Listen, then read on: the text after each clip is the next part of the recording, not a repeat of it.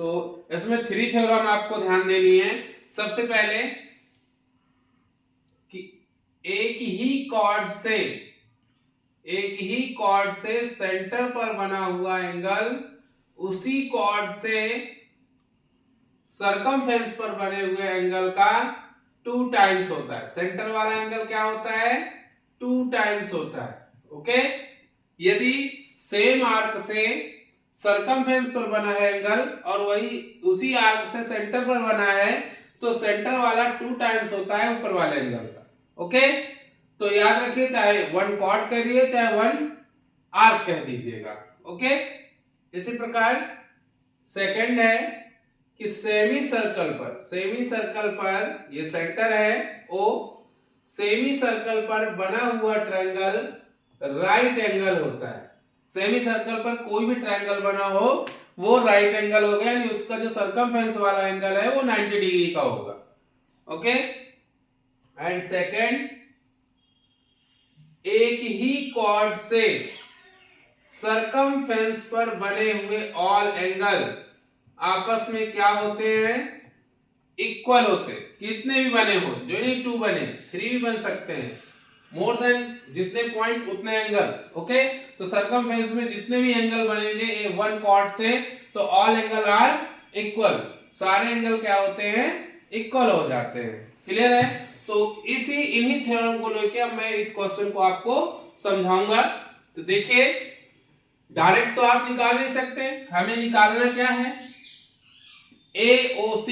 सबसे पहले हमें इन क्वेश्चन को सॉल्व करने के लिए पता करना होगा कि निकालना क्या है। आपको फाइंड करना है AOC।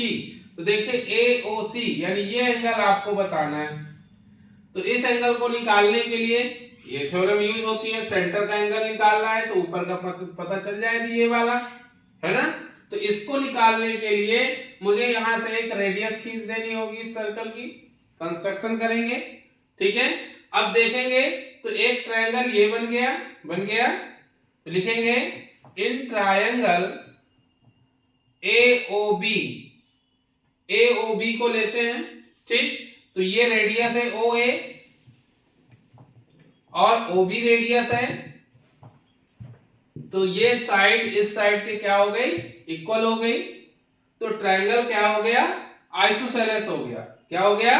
आइसोसेलेस। और आइसोसेलेस के बेस एंगल क्या होते हैं? इक्वल होते हैं। तो angle this is equal to angle this. इस एंगल का नाम क्या हो जाएगा? OAB इज इक्वल टू, इसका क्या हो जाएगा? OBA equal to 40 degree. ये क्या है? बेस एंगल है। Base angle of triangle. Isosceles triangle भी आप लिख सकते हैं क्योंकि आइसोसेलेस ट्रायंगल के ही बेस एंगल। ओके, ऐसे ही यहां पर देखें second triangle. In triangle BOC, कौन सा ले लिया? BOC। तो BOC में देखें तो OC is equal to OB। यहां पर भी 2 side are equal, then triangle BOC is a isosceles triangle. ये भी एक आइसोसेलेस ट्रायंगल हो गया। तो ये 30, तो ये भी क्या आ जाएगा? 30। तो angle OBC is equal to angle OCB equal to 30 degree. ये भी कैसे है? Base angle. Same to same लिख दीजिए, इसका मतलब यही, ये भी base angle of isosceles triangle है। तो अब यहां पर देखें दोनों एंगल हमको मिल गया है, तो सेम दोनों का प्लस क्या हो जाएगा? Angle ABC is equal to 40 plus 30 degree. Clear? Both are plus 70 degree हो गया। यानी ये जो एंगल आ गया इनके प्लस करने से कितना आ गया?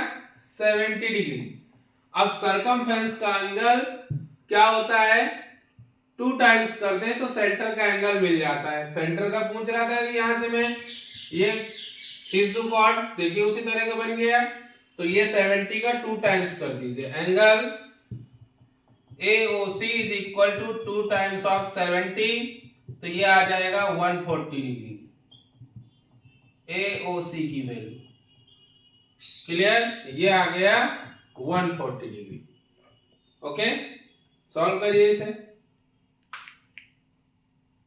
तो अब नेक्स्ट क्वेश्चन है, ठीक है, फर्स्ट को आपको अच्छे से समझ में आ गया होगा, ठीक है। तो अब हम देखते हैं क्वेश्चन नंबर सेकंड। तो सेकंड क्वेश्चन में भी हमें एंगल फाइंड करना है, ओ सी ए, ओ ये ओ सी ए, ये एंगल आपको बताना है कितने डिग्री का है। ओके, तो दिस एंगल फाइंड करने के लिए हमें सबसे पहले देखना है कि कौन सा एंगल गिवन है। हमको जो एंगल गिवन है हम सबसे पहले वहीं पहुंचेंगे ऐसे क्वेश्चन में, ठीक है। तो हम सबसे पहले पहुंचते हैं 70 डिग्री हमको गिवन है, ठीक। तो अब हम यहां पर क्या लगा सकते हैं, 180 का रूल लगा सकते हैं कि नहीं लगा सकते। हम इसके दो रास्ते हैं, ठीक है। या आप सेंटर वाले एंगल से इसको हाफ कर दीजिए तो भी आ जाएगा, यानी हाफ का हाफ हो जाएगा, क्योंकि दो पार्ट में डिवाइड है ना, इसका हाफ का हाफ हो गया है, ठीक है। तो भी आंसर आ जाएगा। या तो फिर आप ये बाई स्ट्रेट लाइन देखिए, लिखिएगा BOC is a straight line, straight line, ये एक स्ट्रेट लाइन है कि नहीं है, straight line, this angle plus this angle का समेशन क्या हो जाएगा 180, AOB plus angle AOC is equal to 180। Clear, AOB की वैल्यू कितनी है 70, AOC हमको निकालना है इज इक्वल टू 180, 70 उस साइड जाएगा, AOC is equal to 170 minus हो जाएगा, तो क्या आ जाएगा 110 डिग्री, ठीक। अब यहां पर देखें, इन ट्रायंगल AOC,